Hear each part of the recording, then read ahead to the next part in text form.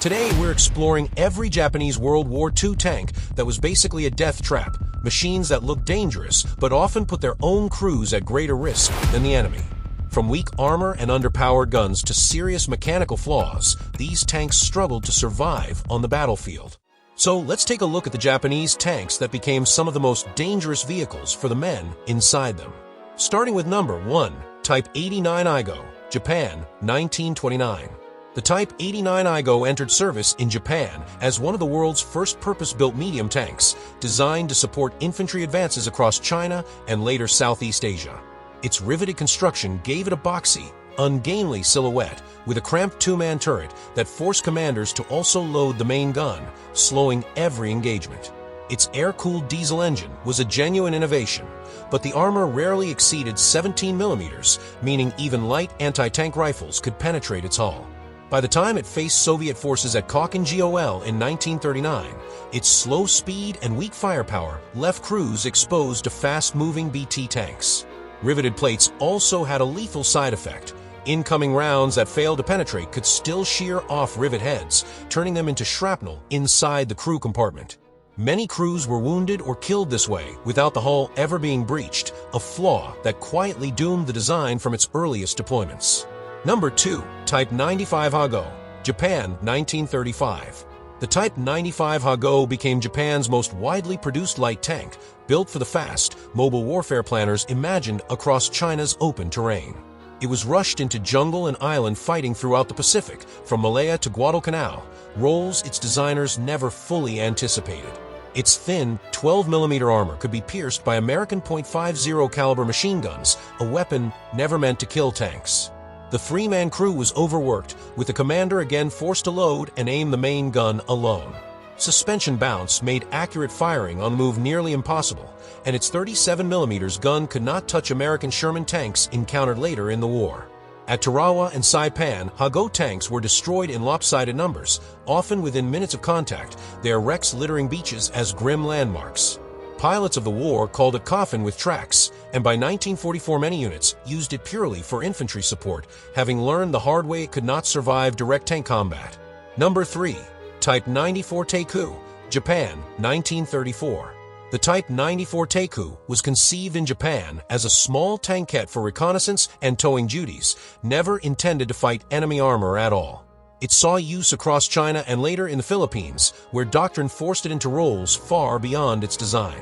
Its armor was barely 12 millimeters, and its two-man crew sat in a space so tight that sustained operations left men exhausted and disoriented. The single machine gun offered no answer to enemy tanks, and its high center of gravity made it prone to tipping on uneven jungle terrain. Crews reported it flooding easily during river crossings, sometimes stalling midstream under fire. When American forces encountered them defending fortified positions, the Teiku's thin plating was punched through by ordinary rifle fire. Its failure was less about combat design and more about desperate improvisation. As commanders threw available armor into battles it was never built to survive, costing crews their lives for machines meant only to scout and haul supplies. Number 4, Type 97 Chiha, Japan, 1937. The Type 97 Chiha represented Japan's attempt at a true medium tank, fielded first in China and later across nearly every Pacific theater of the war. Its low-velocity 57mm gun was designed for infantry support rather than tank duels, leaving it dangerously outclassed once American armor appeared. Structurally, its riveted hull carried the same shrapnel problem as earlier designs, while its armor, at most 25mm, could be defeated by American medium tank guns at ordinary combat ranges. During the fighting for Saipan in 1944, Chiha tanks launched a night counterattack against dug-in Sherman tanks and were annihilated, with dozens destroyed in a single engagement. Survivors described watching their own shells bounce harmlessly off American armor while return fire tore through their hulls in seconds. Many crews were burned alive when ammunition stored near the hull sides detonated after single penetrating hit. What began as Japan's most capable tank became, within a few years, a symbol of how far its armor doctrine had fallen behind the rest of the world. Number 5, Type 97 Kai Shinhodo Chiha, Japan, 1941. The Shinhodo Chiha was Japan's answer to growing evidence that its tanks could not compete, mounting a new high-velocity 47mm gun onto the existing Chiha hull. It fought primarily in the Philippines and later island campaigns, offering a genuine improvement in anti-tank capability for the first time. Yet the upgrade came without any corresponding boost to armor, leaving the same fragile hull underneath a slightly better weapon. Crews found that while they could finally threaten American light tanks, Sherman still shrugged off their shells at normal ranges. At Leyte in 1944, several Shinhoto Chiha tanks engaged Sherman formations directly and were destroyed in exchange, their crews trapped inside burning hulls with no time to escape through the tank's narrow hatches. The upgrade proved to be too little, arriving years after Japan needed it and applied to a chassis already obsolete. It illustrated a pattern that repeated throughout the war. Incremental fixes bolted onto fundamentally outdated designs, buying time but never survival. Number 6. Type 1 Chihi, Japan, 1942. The Type 1 Chihi attempted to correct the vulnerabilities exposed by earlier tanks, introducing welded armor construction to eliminate the rivet shrapnel problem that had killed so many crews before it. Intended for frontline medium tank duty, it was hampered from a start by Japan's collapsing industrial capacity, and only a few hundred were built. Most never left the home islands, held back for a defense against invasion that never came. Its armor, though improved to 50 mm at the front, still fell short of what American medium tanks routinely defeated. Steel shortages forced factories to use lower-grade alloys, making even this thicker armor more brittle and prone to cracking under sustained impact. Crews training with the Chihi in Japan reported confidence in its handling, but few ever tested that confidence in real combat. Its story became one of wasted potential, a genuinely improved design arriving too late and in too few numbers to matter, another casualty of an industrial base that could no longer support the war it was fighting. Number 7. Type 2 Kami, Japan, 1942. The Type 2 Kami was Japan's amphibious tank built for Imperial Navy landing forces to support beach assaults across the Pacific Islands. Its detachable pontoons allowed it to swim ashore, a clever engineering solution, but one that left the tank badly compromised once those pontoons were removed for land combat. Underneath, it carried the same thin armor and modest 37 mm gun found on older light tanks, offering little protection once ashore. Crews found the transition from water to land left the vehicle temporarily immobile and vulnerable, a critical window that enemy defenders on islands like Saipan exploited to destroy them before they cleared the surf. Its low silhouette in water made it hard to spot, but that advantage vanished the moment it beached.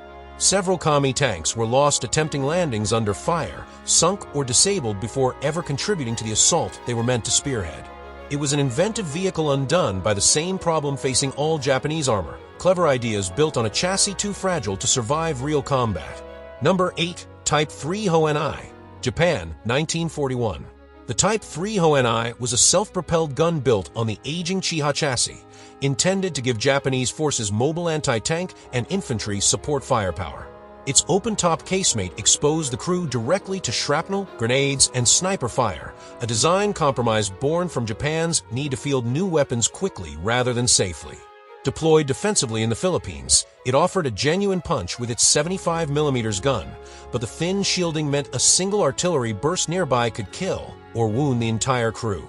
Its high profile made it easy to spot and target, undermining any advantage the extra firepower provided. Crews described feeling far more exposed than in a closed tank, with no protection from overhead attacks that became increasingly common as Allied air power grew dominant. Many Hoenai vehicles were destroyed by aircraft before they ever fired on ground targets.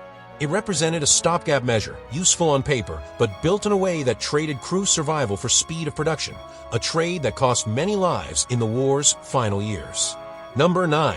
Type 3 Chinu, Japan, 1944. The Type 3 Chinu was developed as Japan's home defense tank, mounting a 75 mm gun capable of finally threatening American Sherman tanks on more even terms. It was never deployed overseas, instead held in reserve across the Japanese home islands to defend against the anticipated Allied invasion. Its armor, improved over earlier designs, still lagged behind Allied standards, and production was crippled by relentless shortages of steel and skilled labor late in the war.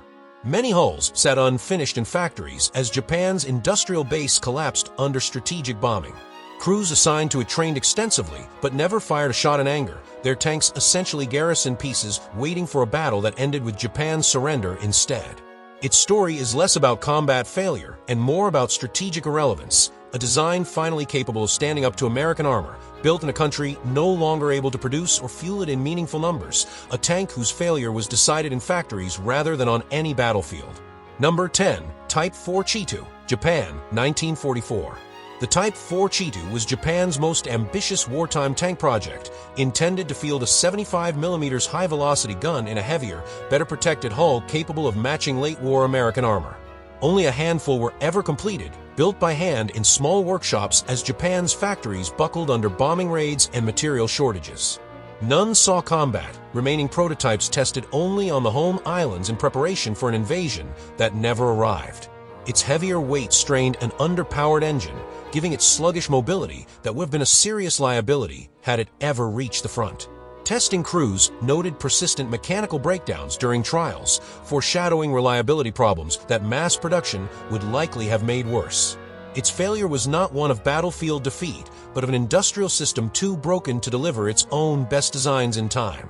The Cheetu stands as a symbol of Japan's late-war predicament, engineers finally understanding what modern armor required, arriving at answers years too late for a country that could no longer build them.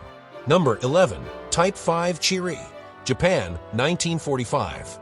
The Type 5 Chiri was Japan's most advanced tank design of the entire war, intended to carry a long-barreled 75mm gun and armor thick enough to finally rival American and even some German vehicles. It never progressed past a single prototype, assembled from a mix of incomplete parts as Japan's war economy disintegrated in its final months. No unit was ever formed around it, and no crew ever trained to fight in it under real conditions. Engineers borrowed design elements from a captured German tank engine, an admission of how far behind Japanese armor technology had fallen by 1945. Its unfinished hull sat abandoned when the war ended, discovered later by occupying forces as a curiosity rather than a weapon.